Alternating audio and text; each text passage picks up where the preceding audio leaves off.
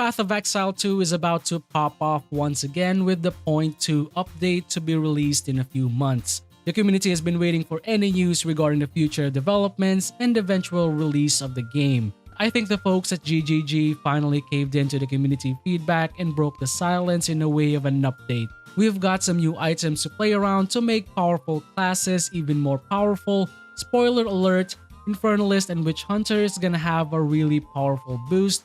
New support gems, Atlas tree tweaks, endgame tower changes, and new Ascendancy classes to play around.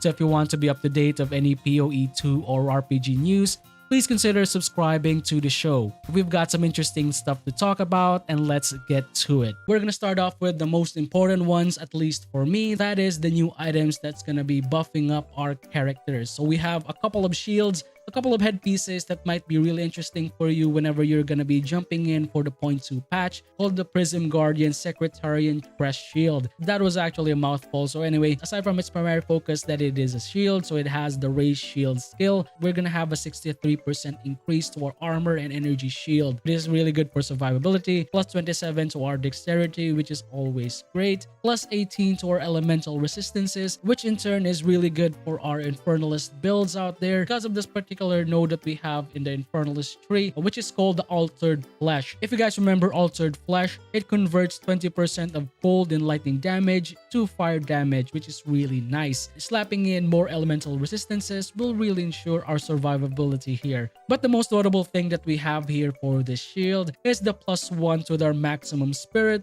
per 50 maximum life, with the combination of another node that we have for the Infernalist, which is the Baydat's Will. This will also increase our maximum spirit. This time it is 25 per maximum life. If you're someone who loves minion builds, most likely you're going to be enjoying this because we're going to be having so much spirit and we can spend it to more minions. That equals to more damage that we can deal as an Infernalist build. Other minion builds such as the Warbringer may also benefit from this because of the amount of spirit that we'll be having. Maybe a couple of builds that can also benefit such as a Stormweaver, etc. The next item to look forward to is a helmet called the Deepest Towers Spiritborn Crown. This increases our armor and energy shield by 112%. It also adds a plus 89 to our maximum life, 21% to our chaos resistances. But the most notable thing here is the enemies in your presence counts as being low life. I think that the Witch Hunter is going to be benefiting the most out of this is because of the Ascendancy node that they have that increases their damage by 35% whenever they hit enemies that are on low life. Having the helmet equipped and gives you the presence of low life will drastically boost the damage of our Witch Hunters for sure.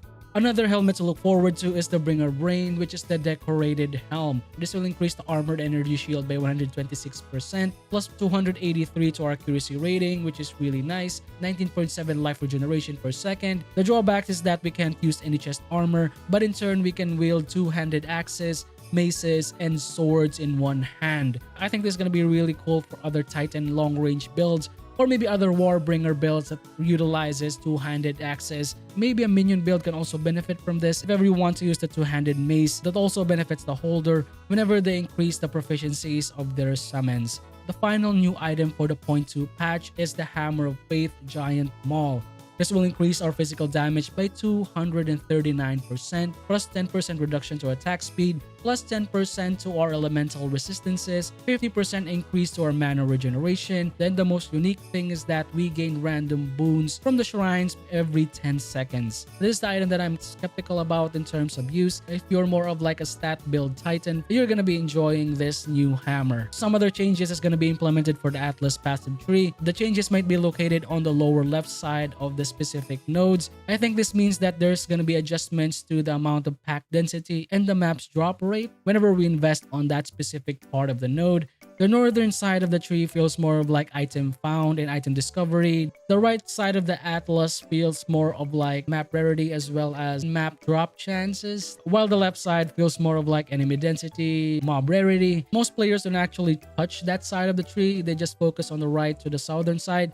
So I'm really looking forward to the adjustments to the left side of the Atlas tree right here. Other really cool goodies that we'll be having for the point 2 patch is the new support gem such as the Derange. This is a support gem that increases our damage for our curses as well as our non-elemental damage over time per our intelligence modifiers. We will also gain energy shield equal to the intelligence that are dealt using this support gem. The next one is going to be really beneficial for my Infernalist build such as my Stun Lock Infernalist, which is the Volcanic Eruption. This will support normal and melee attacks, which gives us a chance to trigger a volcanic eruption per hit of ignited enemies. It's going to be really beneficial for Raging Spirits as well as our Hellhounds that has a chance to ignite our enemies per hit. The next one is Arbiter, which increases our cold damage instead of other elemental damages.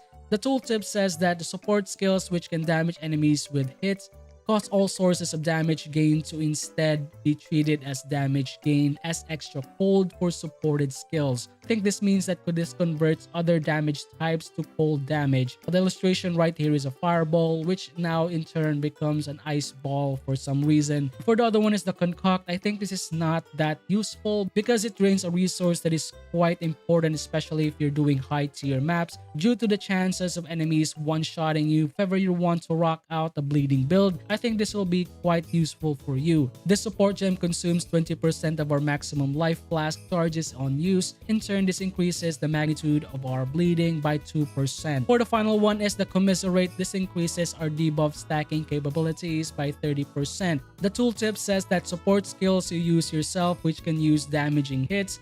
Support skills inflict more powerful ailments if you are inflicted with those ailments at the same time of use. This is going to be a really nice support gem if ever you're going to use a build that's going to be doing self-inflicting ailment damage. There's also minor tweaks for the tower endgame changes.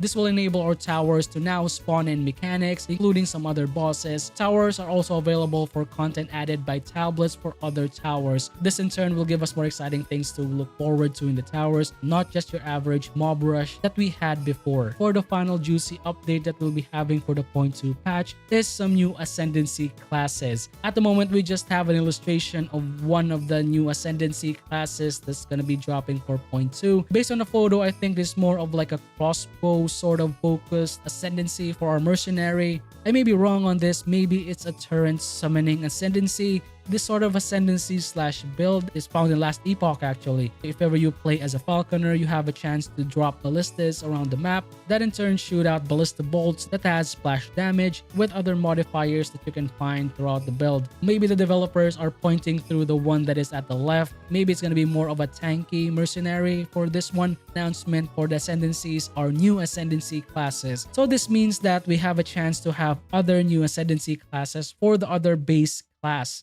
I'm looking forward for a brand new Witch Ascendancy to play around, but that's all about me. I want to know about you. What are the exciting Ascendancies that you'll want to get for the point 2 patch? Would love to know all about it in the comments below. Shout out to all the people who subscribe and keep supporting the channel. I really appreciate you guys for all the amazing support. And for all the people who haven't subscribed yet, thank you for watching my videos and I hope I earn subscriptions in future. But if I earn it today, please don't hesitate to hit that subscribe button. If you guys are interested in RPGs such as Baldur's Gate 3, Path of Exile 2, Last Epoch, and other stuff, just keep it here in this channel. Finally, that's it for me. Up to you soon. The next Master Box Show. Peace out. Bye guys.